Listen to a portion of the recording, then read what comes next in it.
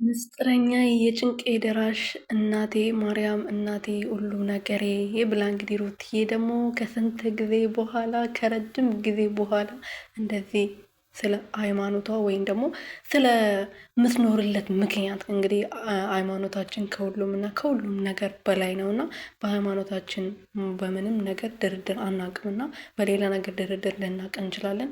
በሃይማኖታችን ግን ድርድር አናቅምን።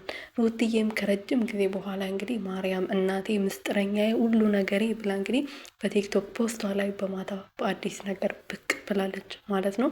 ሃይማኖት ከምንና ከምንም በገንዘብ በምንም የማይለካ ነገር ነው ማለት ነው። የሁላችንም ሃይማኖት የግል ነው፣ የጋራ ሳይሆን የግል ነው። በቃ አለቅ እና ሩትዬ እንግዲህ ብዙ ጊዜ በሃይማኖታቸው በቃ ይምላሉ፣ ፕራንክ እየሰሩ ምናምን እሱ ነገራቸው ያናደኛል። ግን ዛሬ ደግሞ የሚገርም ጥቅስ ነው የፖሰተችው። ሰላም ሰላም ቤተሰብ እንዴት አመሻችሁ? እኔ ያለው ፈጣሪ የተመሰገነ ይሁን። በያላችሁበት ሰላማችሁ ብዝት ትርፍርፍ ይበልልኝ። እኔ ውድና ወርቅ እንቁ የሆናችሁ ቤተሰቦቼ ማለት ነው። ሩትዬ እንግዲህ ዛሬ ደግሞ በቲክቶክ ፖስቷ ላይ የሚገርም ፖስት አለች ማለት ነው። ትናንትና ለአብርሽ መልስ ነበረ። ዛሬ ደግሞ እንግዲህ እቅፍ ድግፍ አድርጋ ልጇን በሰላም በእጇ ያሳቀፈቻትን እናቴ አመሰግናለሁ ብላለች። እንግዲህ ለእመቤቴ ለድንግል ማርያም ማለት ነው።